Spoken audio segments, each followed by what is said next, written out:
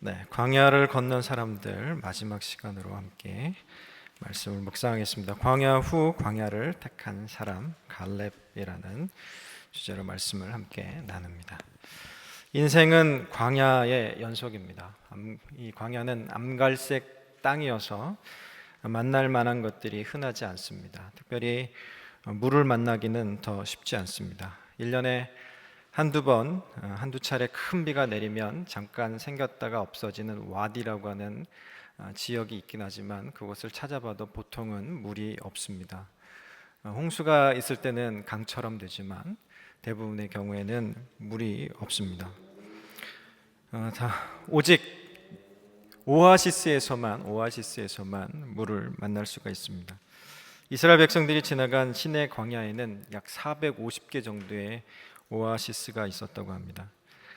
광야를 여행할 때는 오아시스를 그냥 지나쳐서는 안 됩니다. 반드시 오아시스를 만나면 거기에 잠깐 머물렀다가 다시 여행을 해야만 합니다. 스티브 도나유는 오아시스를 거쳐야 할 이유 3가지를 소개하고 있습니다. 첫 번째는 그곳에서 쉬면서 기력을 회복할 수 있기 때문에 오아시스를 거쳐야 된다. 두 번째는 여정을 되돌아보고 또 정정해야 할 것은 정정할 수 있기 때문이다.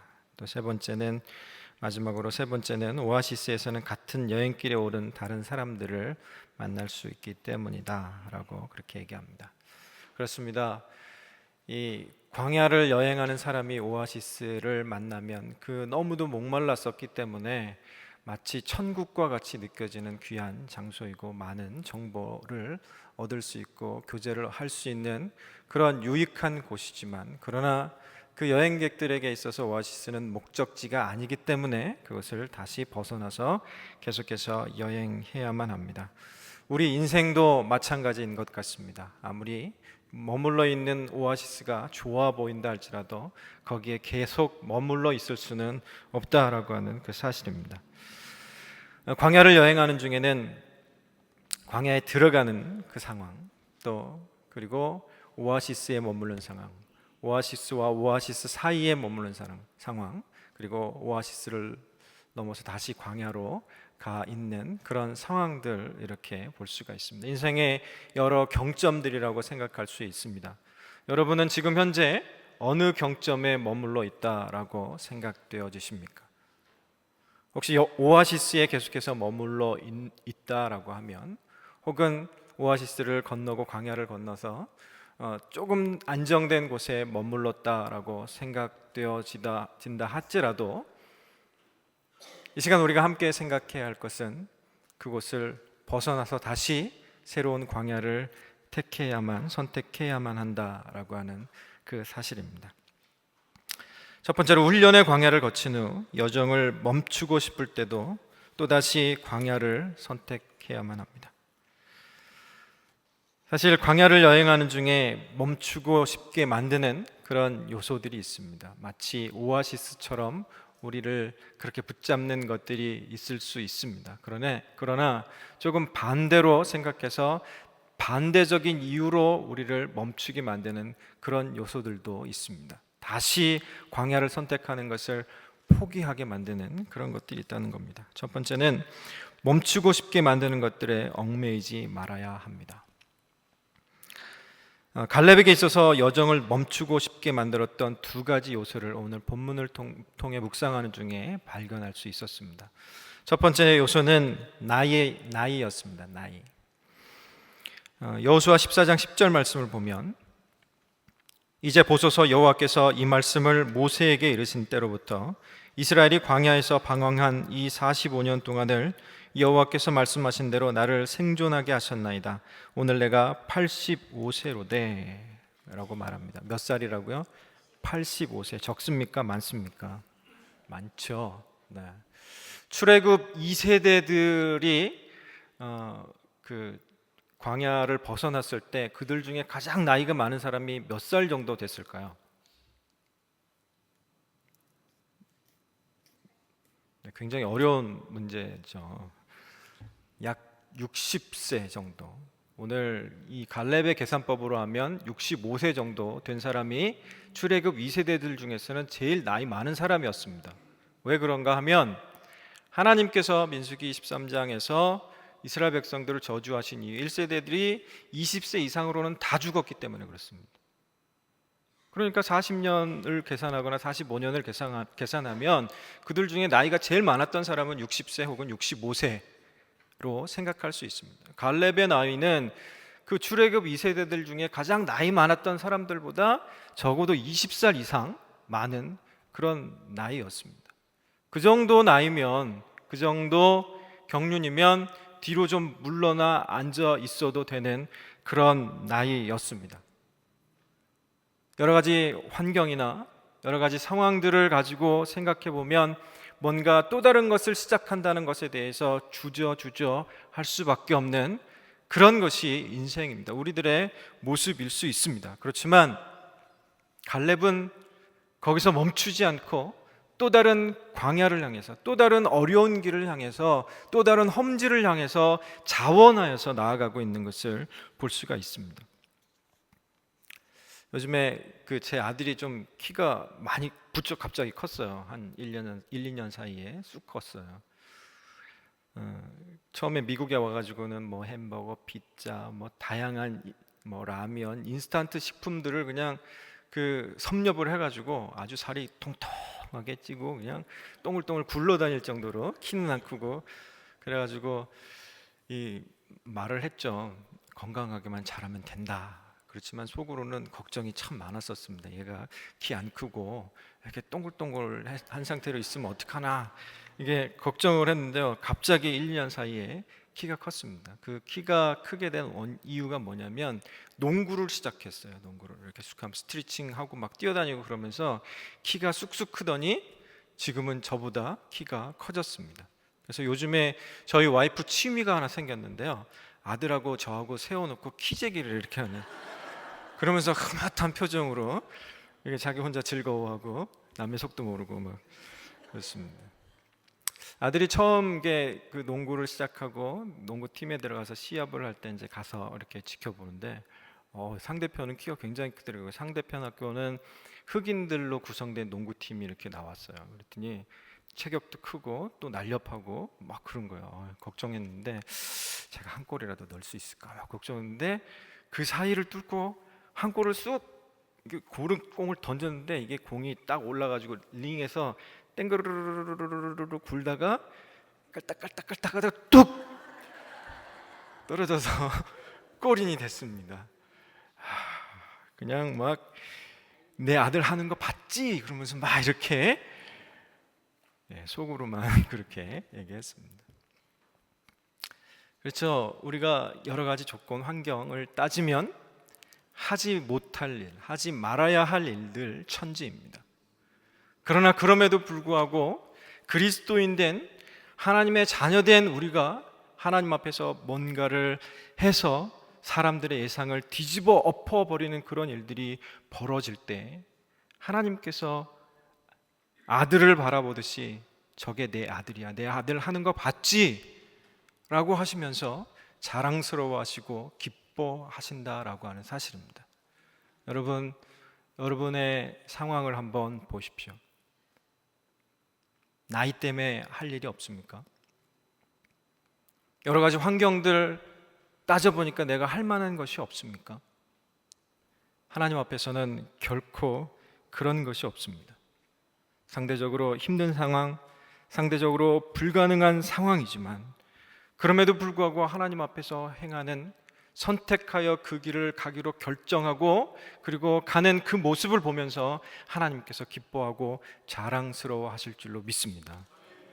두 번째는 갈렙에게 있어서 여정을 멈추고 싶게 만드는 두 번째 요소는 서열 문제입니다. 서열 문제. 이 갈렙이 여호수아만큼 헌신된 사람이었을까요? 아닐까요? 굉장히 헌신된 사람이었습니다. 민수기 13장 30절 말씀을 보면 갈렙이 모세 앞에서 백성을 조용하게 하고 이르되 우리가 곧 올라가서 그 땅을 취하자 능히 이기리라 하나. 12 정탐꾼이 가나안 땅을 보고 와서 백성들 앞에서 얘기할 때 백성들이 막 흥분합니다. 어떻게 그런 곳에 우리가 갈 수 있느냐. 그때 여호수아보다 갈렙이 먼저 앞서서 이 얘기를 하고 있는 거예요. 갈렙이 먼저 앞서서, 여호수아보다 앞서서 이 얘기를 했습니다. 그리고 하나님께서도 그것을 인정하셔서 민수기 14장 24절에서 이렇게 말씀하십니다. 그러나 내 종 갈렙은 그 마음이 그들과 달라서 나를 온전히 따랐은즉 그가 갔던 땅으로 내가 그를 인도하여 드리리니 그의 자손이 그 땅을 차지하리라 라고 하나님께서 인정하시고 축복해 주십니다. 그런데 오늘 현재 상황 속에서 1인자는 여호수아였습니다. 갈렙은 이 가나안 정복을 시작하는 이 장면 속에서는 그게 크게 부각되는 인물이 아닙니다. 여호수아 속에서도 오늘 본문과 그 다음 장 15장에만 잠깐 언급됩니다. 이런 상황 속에서 이 출애굽 2세대들을 제외하고 단 2명 남았는데, 출애굽 1세대들 중에는 단 2명 남았는데 여호수아에 대한 평가 외에 갈렙의 평가는 상대적으로 저평가되어 있는 것처럼 느껴질지도 모르겠습니다. 요즘 우리들 속에서도, 우리들 생각 속에서도 많이 그러지 않습니까? 이 자슈아라는 이름은 많이 지어도 케일럽이라는 이름은 많이 안 짓잖아요. 아시죠? 네. 우리 담임 목사님 성함도 상대적으로 저평가되어 있는 상황 속에서 스스로 그것에 대해서 한탄하고 조금 아쉬워하고 섭섭해하고 그럴 수 있는 상황이지만 갈렙은 결코 그러지 않았습니다. 오늘을 살아가면서 우리가 이런 1인자 의식 속에서 살아갈 때가 많이 있습니다. 왜냐하면 세상은 공식을 만들었기 때문에 그렇습니다. 세상에서 성공이란 1인자가 되는 것이다. 세상에서 성공이란 1등을 하는 것이 성공이다 라고 그렇게 얘기하고 있고, 그런 식으로 공식을 만들었기 때문에 그렇습니다. 어떤 유명한 미식축구 코치가 이런 말을 했습니다. 2인자를 위한 자리는 없다. 그것을 기억하느냐? 내 경기에는 단 하나의 자리만 있을 뿐이다. 그리고 최고의 자리이다. 2인자가 되는 미식축구 게임도 있다. 하지만 그것은 실패자를 위한 경기이며 실패자들이 하는 경기일 뿐이다. 우리가 하는 모든 일에서 첫째가 되는 것, 이기고 또 이기고 또 이기는 것, 그것이 예나 지금이나 항상 미국인의 열심이다. 슬프게도 1인자가 되는 욕심으로 인해서 사람이 완전히 망가져 버리게 되는 경우도 많이 있습니다. 그래서 레비 제퀴 라이어스는 위대한 장인이란 책에서 이렇게 얘기합니다. 업적이나 꿈을 이룬 경력이 당신을 필연적으로 행복에 이르게 해주는 것은 아니다. 진정한 1인자가 된다는 것은 하나님이 당신에게 원하시는 자리를 알고 그곳에서 최선을 다해 하나님을 섬기는 것을 의미합니다. 그러면 하나님께서 나를 위해 예비하신 실타래를 발견하고 나를 위한 그분의 계획을 멋지게 따라가는 것 자체가 인생의 목적이 된다. 그렇습니다. 우리가 인생을 살아가면서 하나님 앞에서의 탁월함은 추구해야만 합니다. 그러나 세상의 방식으로 성공을 추구해서는 안 됩니다. 하나님께서 우리를 위해서 예비해 놓으신 그 자리에서 하나님이 만족해 하시는, 하나님이 기뻐하시는 그 일들을 행하는 것, 그것 자체가 성공인 줄로 믿습니다. 우리 교회 그 8가지 추구하는 가치가 있습니다. 그 중에 한 가지가 이 탁월성이에요. 이 탁월성에 대해서 얘기하고 있는 이유는 바로 이와 같은 이유에서 그렇습니다. 탁월함은 1등이나 완벽함으로 오해해서는 안 됩니다. 그래서 헨리 블랙헤비는 영적 지도력에서 이렇게 얘기합니다. 탁월함을 매사에 완벽하다는 뜻으로 이해한다면 그것은 하나님의 기준이 아니다. 탁월함은 매사에 하나님을 높이는 방식으로 하라는 뜻이다 라고 얘기합니다. 여러분 동의하십니까? 하나님 앞에서 우리는 탁월함을 추구해야만 합니다. 그러나 그것이 잘못 오해하여 세상의 가치처럼 1등을 해야만 하는 것, 교회 안에서도 누구보다 1등 해야 하는 것, 그것으로 오해하지 않기를 소망합니다. 바라기는 하나님이 높임받는 방식으로 우리가 탁월함을 추구할 수 있기를 소망합니다. 강준민 담임 목사님께서는 이 탁월성에 대해서 자주 얘기하십니다. 특별히 이 큐티하는 것, 묵상하는 것에 대해서 얘기하실 때에는 이 탁월함이란 지속성이다라고 그렇게 얘기하십니다. 이 묵상과 영적 성숙에서 그렇게 얘기하시고 많은 분들을 추천하실 때도 그렇게 얘기하기도 하셨습니다. 그렇죠. 우리가 추구해야 할 탁월함이란 1등이 되냐 2등이 되냐 그것 때문에 다투는 것이 아니라 하나님이 높임받는 그 방식을 지속적으로 언제까지요? 하나님 부르실 때까지 지속적으로 그 탁월함을 추구하는 그 방식, 그것 때문에 하나님이 높임받고 우리가 하나님으로부터 인정받는 그런 은혜와 축복이 있기를 간절히 소망합니다. 갈렙은 그것을 추구하지 않았습니다. 그것을 추구했다면 반드시 멈췄을 것입니다. 그러나 거기에서 멈추지 않고 다음을 향해서 또 다른 광야를, 또 다른 위험지를 향해서 나아갈 수 있었던 그 이유는 그에게는 나이도 상관없고 그에게는 서열도 상관없고 오직 이것 때문에 그렇습니다. 두 번째, 광야에서의 훈련이 삶이 되도록 또다시 광야를 선택하십시오. 지난주에 우리가 광야에서 훈련받았던 사람들, 출애굽 2세대들이란 제목으로 함께 말씀을 나누는 중에 그들이 함께 훈련받았던 내용들에 대해서 살펴보았습니다.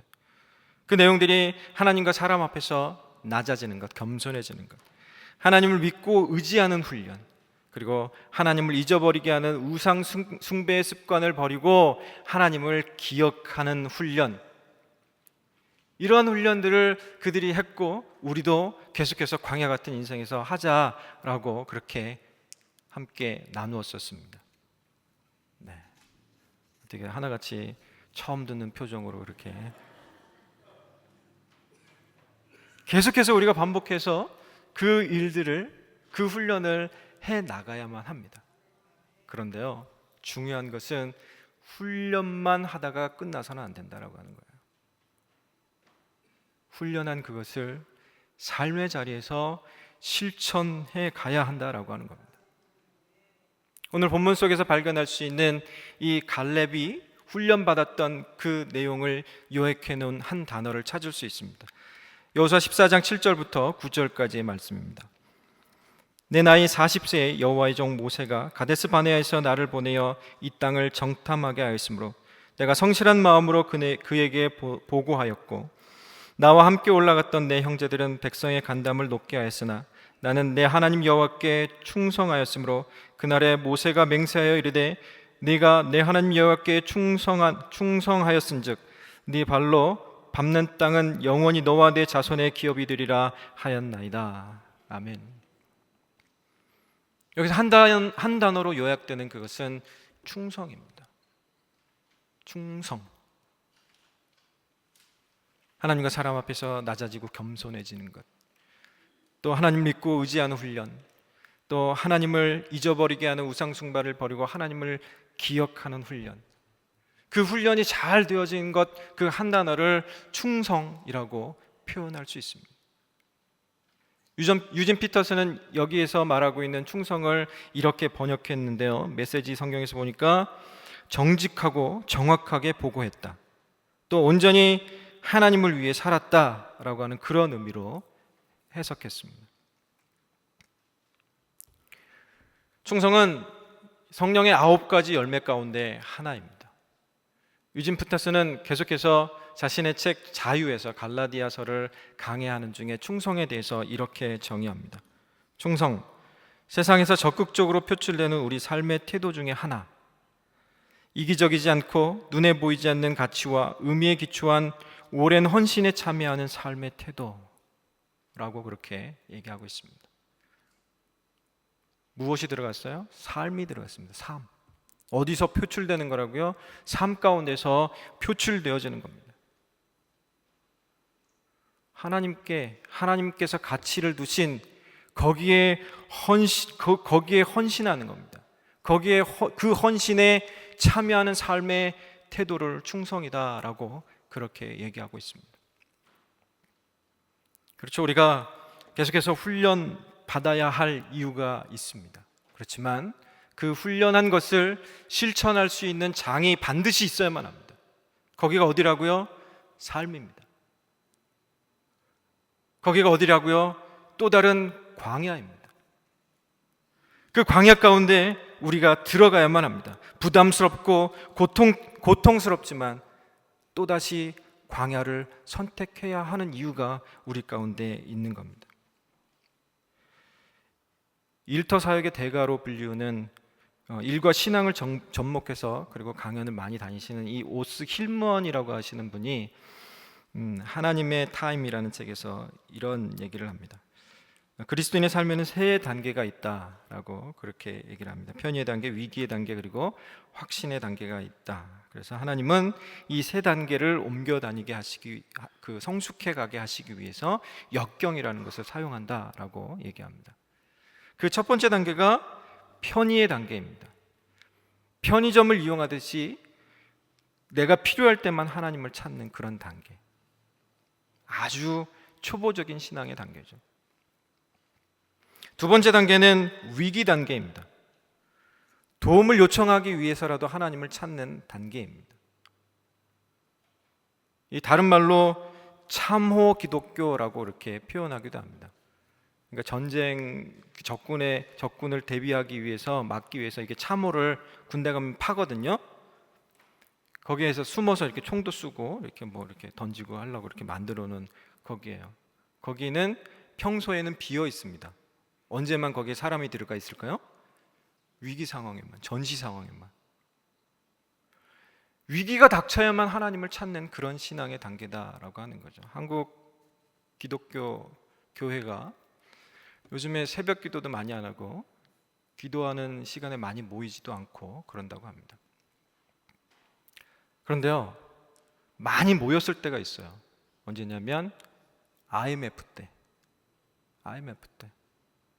미국도 9.11 사태 터졌을 때는 많은 사람들이 모여서 기도했지만 또 기도하지 않습니다. 위기 때는 하나님을 찾지만 위기가 없어지면 또다시 하나님을 찾지 않는 그런 단계. 그리고 마지막 세 번째 단계를 확신 단계라고 합니다. 어떤 상황에서도 선하신 하나님을 믿는 단계입니다. 하나님은 우리가 당신과 더불어 친밀하고 순종적인 관계, 곧 사랑의 관계를 발전시키기를 바란다. 이 단계에서는 우리가 더 이상 주여 나를 축복해 주세요라거나 주여 나를 도와주소서라는 태도를 갖지 않는다. 대신에 주여 나를 받으소서라는 태도를 보인다. 제가 질문하겠습니다. 여러분은 지금 어느 단계에 머물러 계십니까?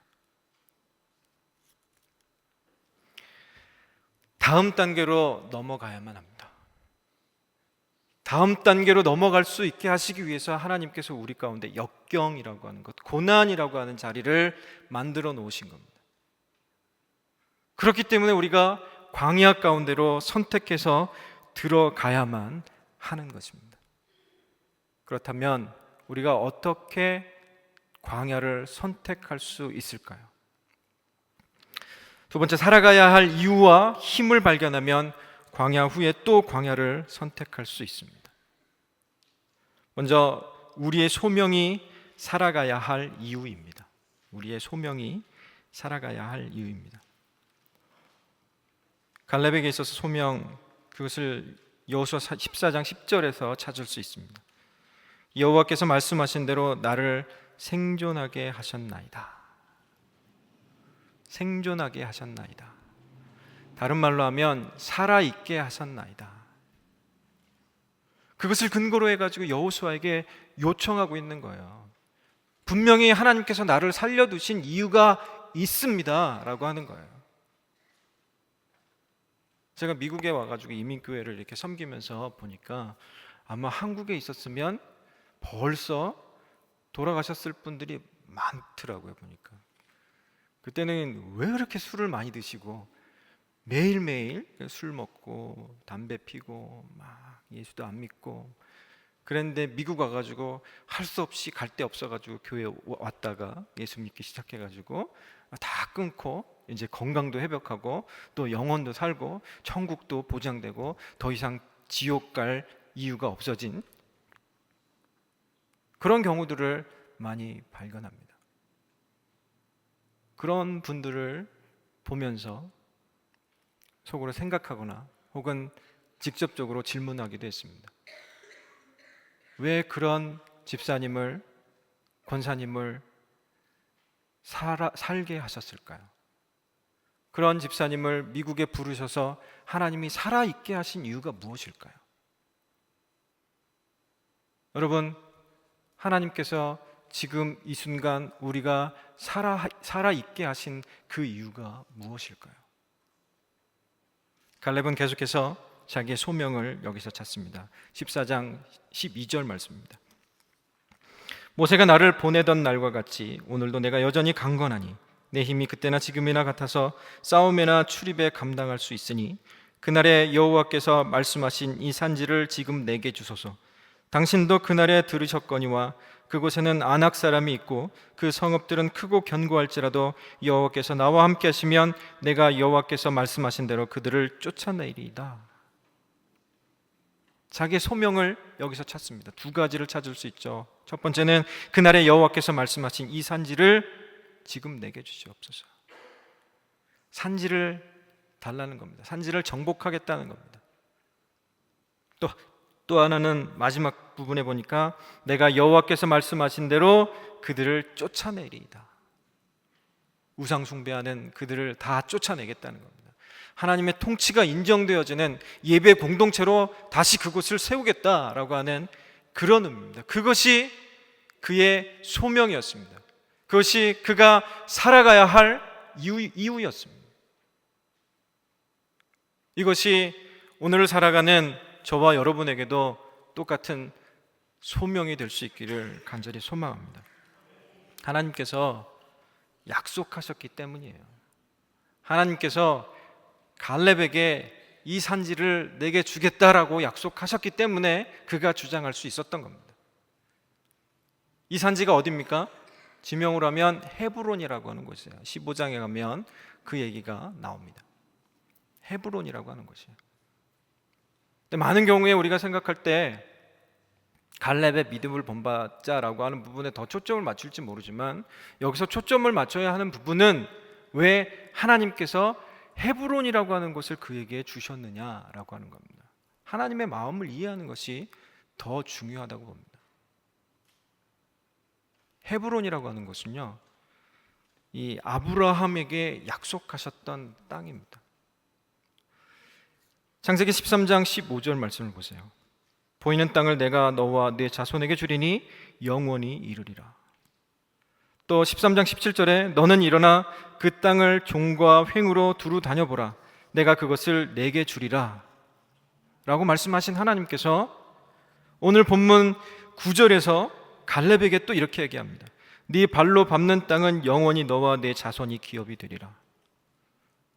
어떻습니까? 창세기하고 민수기 14장 이 구절하고 달라요? 똑같아요? 거의 똑같죠? 같은 맥락입니다. 헤브론 땅을 이 아브라함에게 약속하신 것처럼 갈렙에게도 똑같이 약속하고 있습니다. 거기에는 구속사적인 의미가 담겨 있기 때문에 그렇습니다. 아브라함에게 약속하신 하나님께서 이삭과 야곱에게 약속하시고 이삭과 야곱에게 약속하신 그것을 또 갈렙에게 약속하십니다. 왜냐하면 갈렙이 개인적인 자격으로 이 자리에 나온 것이 아니기 때문에 그렇습니다. 6절에서 보면 알 수 있는 것처럼 유다 지파를 대표해서 그가 나와서 얘기하고 있는 거예요. 유다 지파가 어떤 지파입니까? 출애굽할 때 가장 앞장서서 진영 동쪽에서 앞장서서 나갔던 족속입니다. 그리고 유다 지파에서 후에 가면 예수 그리스도가 나십니다. 그런 구속사적인 의미가 있기 때문에 헤브론을 귀히 여기셨고요. 그리고 그 헤브론을 갈렙이 차지할 수 있도록, 유다 지파가 차지할 수 있도록 그렇게 해서 하나님께서 계획하시고 그가 그렇게 그 사명을 받고 그 소명을 받고 그것을 감당할 수 있도록 이끌어 가셨다라고 하는 그 사실입니다. 얼마 전에 제가 그 돌예배를 인도하는 중에 그 설교 내용을 듣고 어떤 분이 그 은혜 받았다라고 얘기하셔가지고 깜짝 놀랐어요. 이게 그 어수선한 그 돌예배 자리에서 그 설교 목소리보다 아기들 우는 소리가 더 크게 들리는 그 자리에서 어떻게 은혜를 받았냐라고 이렇게 생각을 했는데, 얼마 전에 그 집사님이 그 간증문을 쓴 거를 저한테 주신 거예요. 그때 설교 중에 인생의 중요한 날 두 날인데, 첫째 날은 태어난 날이고 자기가 생각할 때 태어난이고 또 죽은 날이라고 할 것 같은, 죽는 날이라고 할 것 같았는데 그렇게 얘기하지 않고 태어난 날과 또 살아가야 할 이유를 발견한 날이다. 그 이유를 엄마 아빠는 계속해서 하나님 안에서, 말씀 안에서 찾아주기 바란다 라고 그렇게 설교했던 그것을 듣고 뒤통수를 한 대 뿅 맞은 것 같은 그런 느낌으로 있는 중에 이 전도 폭발 임상 세미나가 있는데 거기를 자원에서 찾아가가지고 거기서 훈련받고 간증문을 써가지고 거기에다가 이제 거기 참여한 이유 이렇게 적어서 저한테 이렇게 보내줬더라고요. 우리가 삶을 살아가야 할 이유를 발견해야만 합니다. 그것을 통해서 우리에게 주시고자 하는 하나님의 부르심, 소명, 사명, 그것을 발견해서 그 자리로 뛰어가야만 합니다. 그 자리로 들어가야만 합니다. 그것이 바로 광야 후에 광야를 선택하는 갈렙의 모습과 같은 것입니다. 교회 안에서 우리가 훈련 많이 받죠. 새가족 성경 공부로부터 시작해가지고 새생명 아카데미, 비전 스쿨, 1:1 양육, 중보기도 세미나, 다양한 훈련 프로그램들이 있습니다.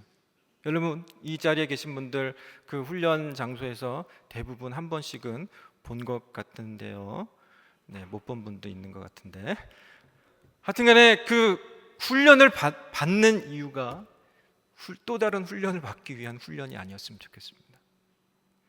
훈련을 받아서 그것을 실천하려고, 그 훈련을 통해서 또 다른 광야 속에서 또 다른 부담스럽고 어려운 자리에서 그것을 실천하려고 하는 그런 이유 때문에 훈련받는, 그런 이유 때문에 지금 광야를 거쳐 나가는 그런 모습이 저와 우리의 모습, 여러분의 모습이 되기를 간절히 소망합니다.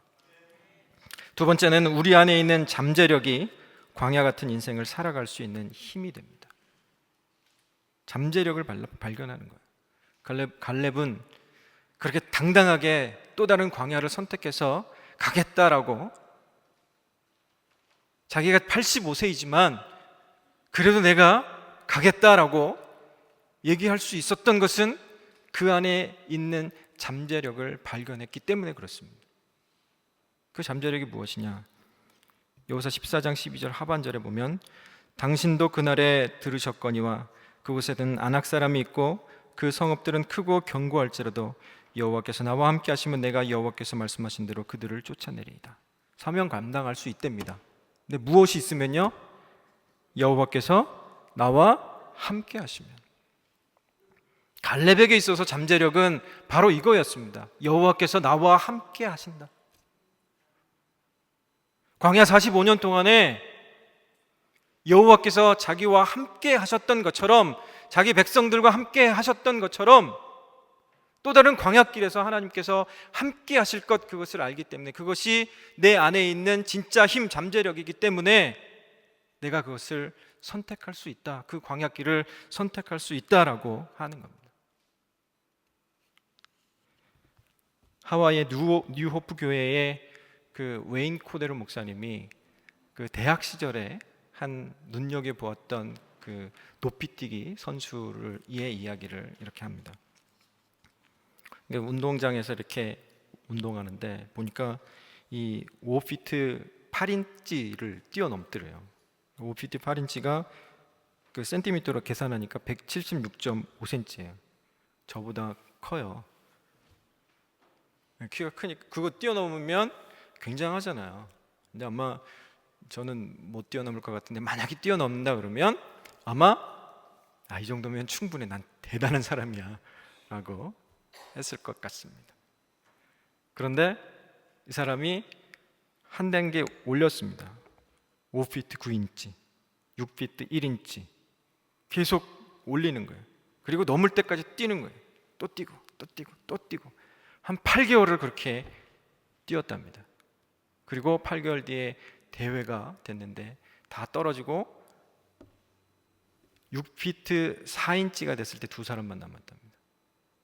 이제 세 번의 기회가 주는데 첫 번째 뛰었는데 살짝 걸려서 넘어지고 두 번째 또 걸려서 떨어뜨리고 그리고 그 사이에 이제 코치하고 이렇게 막 얘기하면서 머리를 어떻게 해야 되는지 허리를 어떻게 해야 되는지 막 이렇게 얘기한 다음에 막 가가지고 뛰었어요. 어떻게 됐을까요? 넘었죠. 네, 당연히 넘었죠. 넘었으니까 얘기했죠.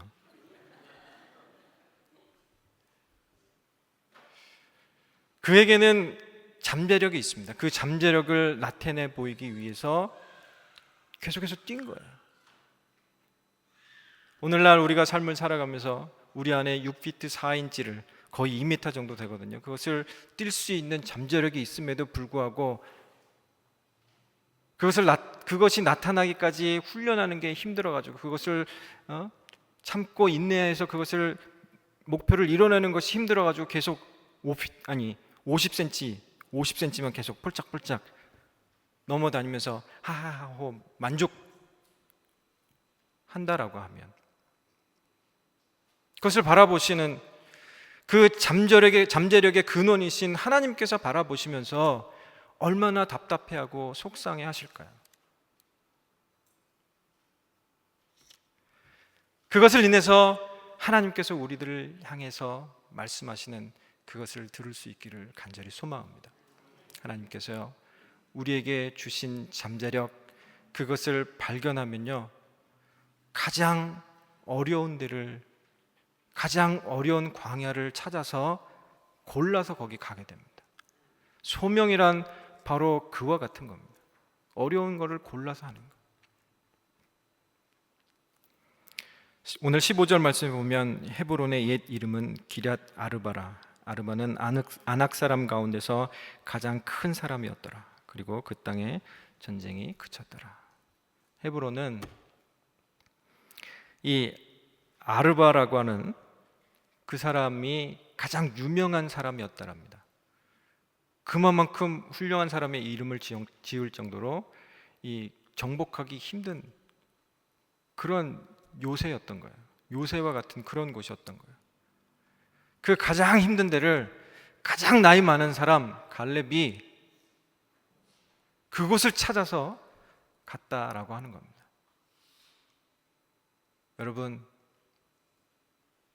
여러분이 어떠한 것을 가지고 계십니까? 여러분이 외적으로 가지고 있는 것, 그것 때문에 포기하지 마시고요. 여러분 안에 있는 잠재력 때문에 또다시 일어나서 나아갈 수 있는, 또다시 일어나서 더 어려운 것을 찾아서 나아갈 수 있는 그런 은혜와 축복이 있기를 간절히 소망합니다.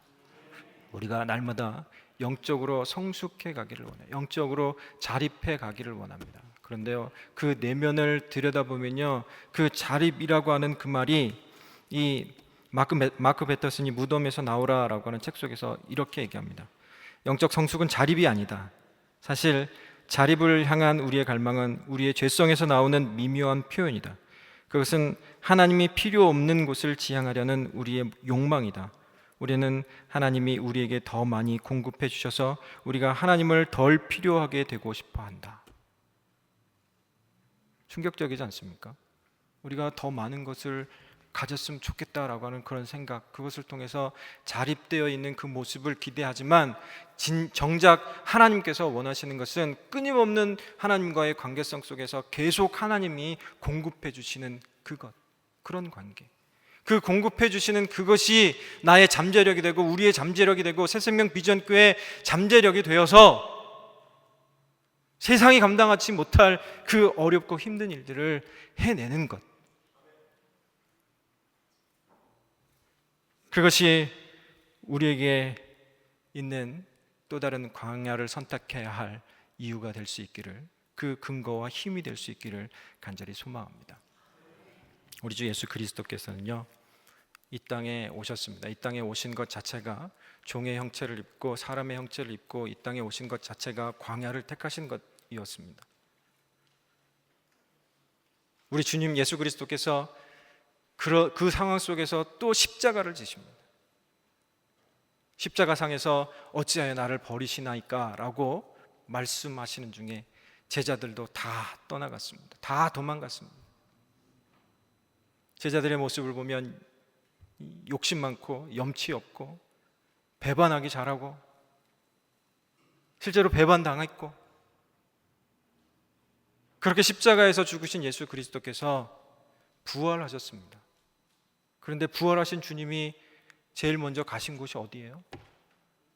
제자들 속으로 가셨어요. 사람들 속으로 또 가셨어요. 또 배반당하려고요? 배반당했지만 그들을 아무리 눈 씻고 찾아봐도 염치 없고 욕심 많고 그런 모습이지만, 우리들의 모습이 바로 그런 모습이지만, 그럼에도 불구하고 이유가 있기 때문에 사람들 속으로 들어오셨다, 또다시 들어오셨다라고 하는 겁니다. 하나님이 가장 쉽게 그것도 완벽하게 일하실 수 있는 방법, 그것은 사람 통하지 않고 혼자 일하시는 겁니다. 하나님 혼자 일하시면 돼요. 그런데 하나님이 우리들 가운데 다시 오셔서 우리들과 영원히 함께 계시겠다라고 약속하시면서 우리와 함께 일하시는 것을 더 기뻐하신다라고 말씀하고 계십니다.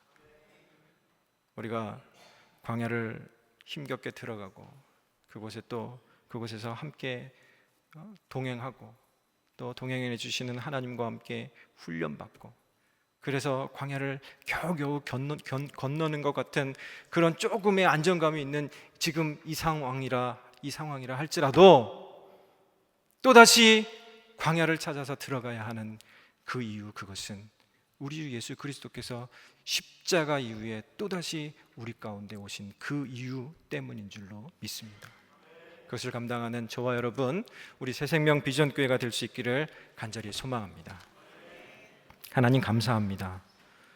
이 밤에도 우리를 사랑하셔서 우리 가운데 찾아와 주시고 우리 가운데 마땅히 있어야 하는 하나님의 마음, 하나님의 뜻, 하나님 뜻 안에서 우리가 살아가야 할 이유와 힘을 발견할 수 있도록 인도하여 주시니 감사합니다.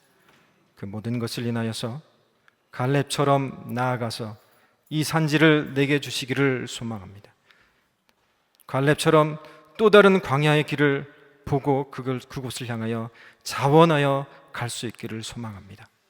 주의 하나님, 우리에게 힘 주실 때 성령으로 충만케 하여 주시고 그 모든 것을 인하여서 하나님이 기뻐하실 일, 하나님이 자랑스러워하실 일들이 우리 인생 가운데, 새생명 비전교회 가운데 가득하도록 주님 인도하여 주시옵소서.